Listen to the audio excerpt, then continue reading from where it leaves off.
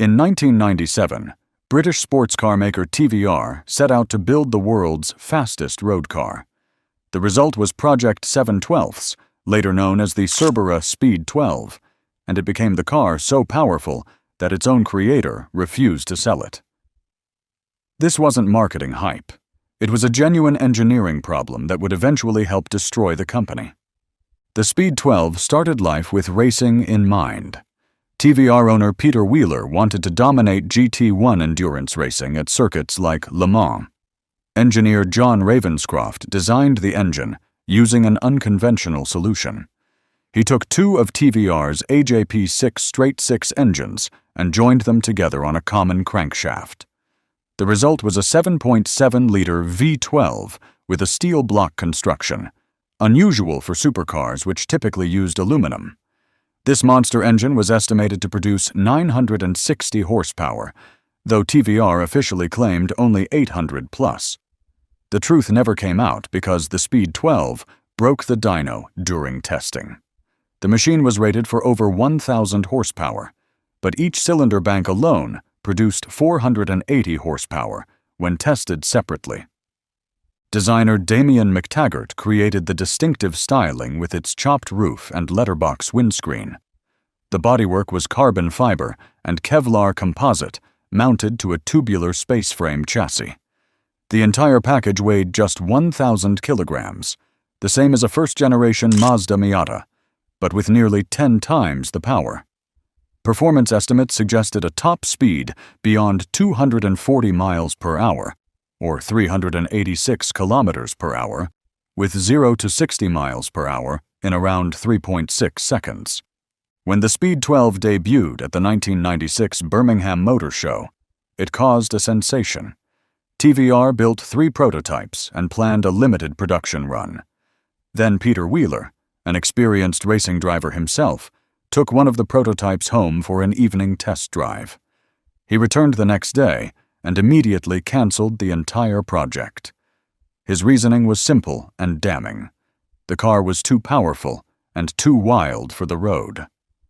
This wasn't a businessman making excuses.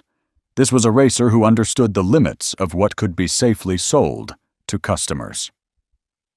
The cancellation proved catastrophic for TVR. The company had invested enormous resources in development and tooling. Customer deposits had to be returned. The GT1 racing program failed as rule changes by manufacturers like Porsche, Nissan, and Toyota made the Speed 12 obsolete before it could compete seriously. 2 of the 3 prototypes were dismantled for parts. Only one survived, chassis W112 BHG, which TVR rebuilt between 2003 and 2005 using racing components. Peter Wheeler personally vetted the buyer when it was sold in 2005. The financial strain contributed to Wheeler's decision to sell TVR in 2004 after 22 years of ownership. The company went into receivership in 2006, with production dropping from 12 cars per week to just 3 or 4. 300 staff were laid off. Failed revival attempts followed, but TVR never recovered. In May 2023, the sole surviving Speed 12 sold at auction for £601,500, or approximately $749,710, making it the most expensive TVR ever sold. The car lives on in Gran Turismo video games, where millions have experienced the virtual version of the machine, too extreme for reality.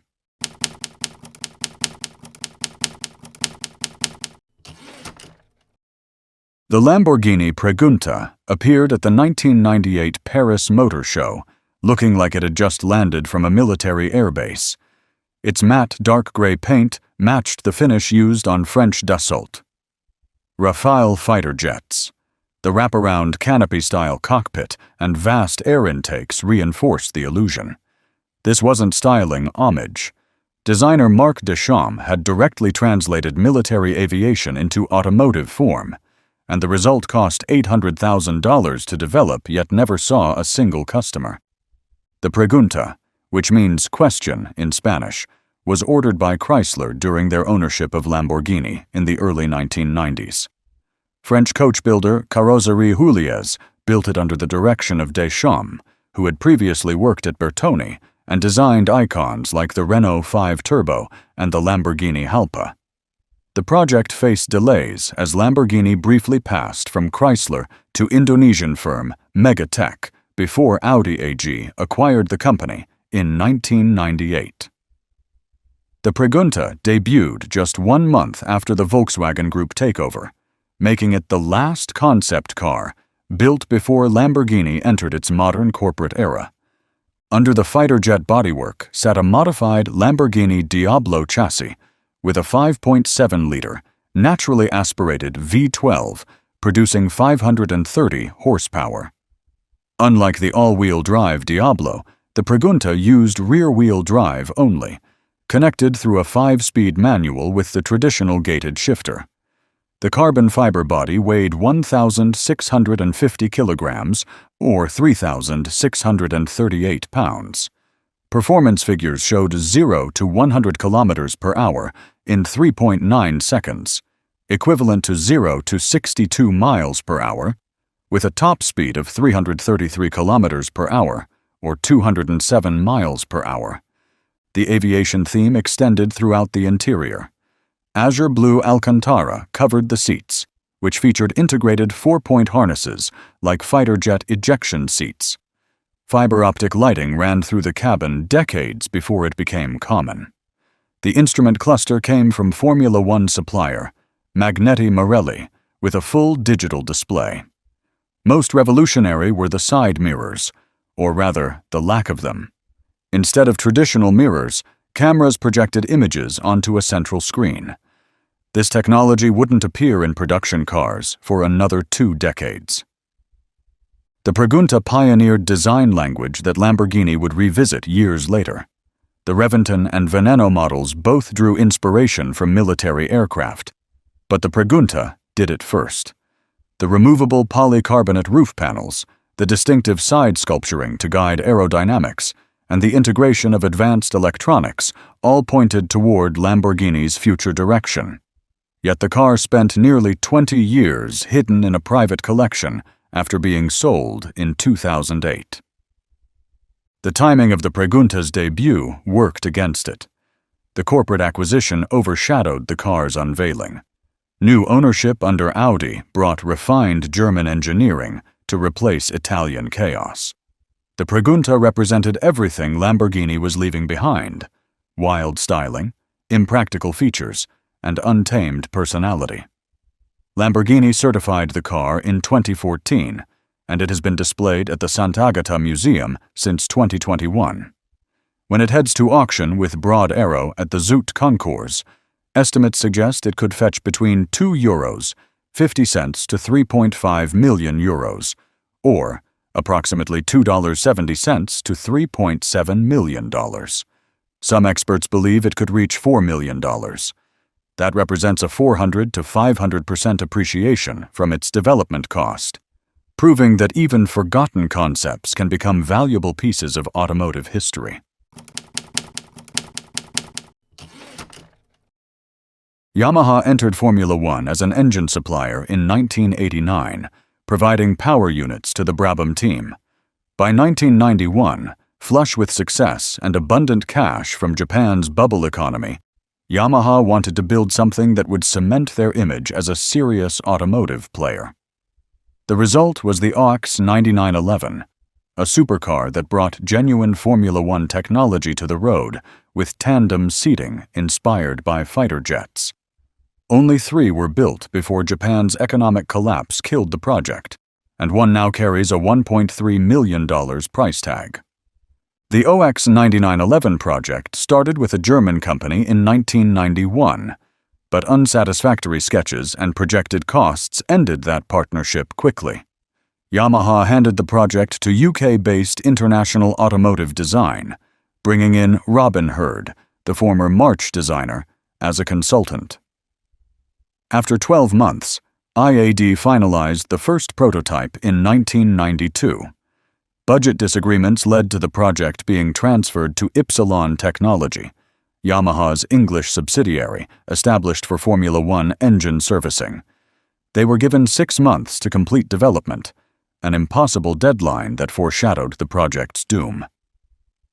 At the heart of the OX99-11 sat the actual Yamaha OX99 Formula One engine, detuned for road use. The 3.5-liter naturally aspirated V12 featured a 70-degree V-angle configuration with dual overhead camshafts and 5 valves per cylinder. The all-aluminum construction used an 84mm bore and 52.6mm stroke for 3,498 cubic centimeters of displacement. In Formula One specification, this engine produced 700 horsepower at 13,000 revolutions per minute. For the road car, Yamaha reduced output to between 400 and 420 horsepower at 10,000 revolutions per minute, with 295 pound-feet of torque, arriving at 6,500 revolutions per minute. The compression ratio of 11.0 to 1 and dry sump lubrication system came straight from racing. The chassis matched the engine's Formula One pedigree. DPS Composites built a carbon fiber monocoque with the engine bolted directly to it as a load-bearing structure, exactly like a Formula One car. Ex-Aston Martin employees hand-beat the aluminum bodywork over this racing chassis. Pushrod-activated double wishbone suspension with inboard spring, and damper units completed the Formula One connection. The result weighed between 1,000 and 1,150 kilograms, depending on the source, with performance matching the legendary McLaren F1 at 0 to 62 miles per hour in just 3.2 seconds. Top speed reached between 217 and 219 miles per hour, or approximately 350 kilometers per hour. The coefficient of lift measured -63, believed to be the lowest ever achieved by a road-legal car. The design reflected Yamaha's motorcycle heritage through revolutionary tandem seating. The driver sat in a central position, with the passenger directly behind, accessed through an aircraft-style canopy with a single gull-wing door.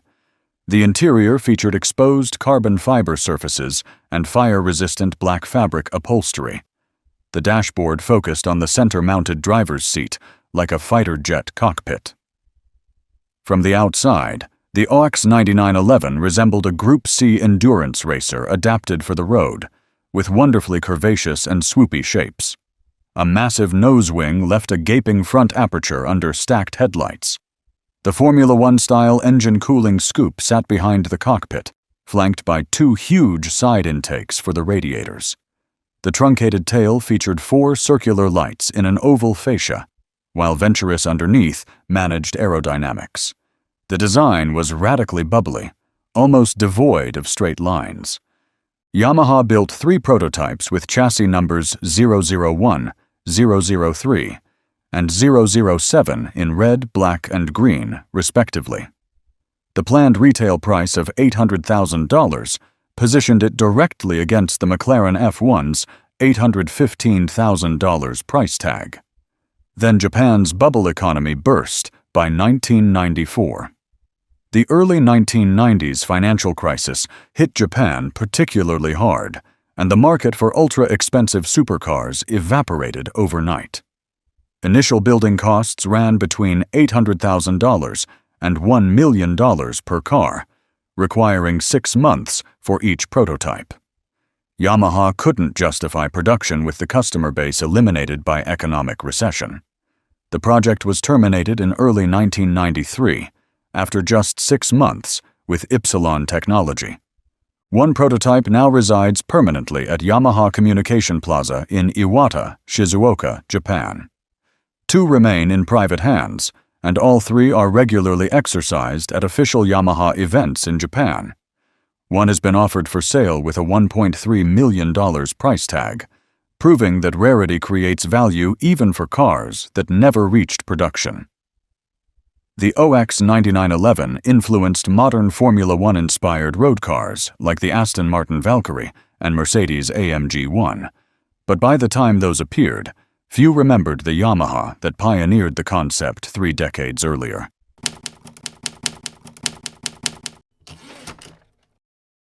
When the Zagato Raptor debuted at the 1996 Geneva Motor Show, visitors saw the future of automotive design.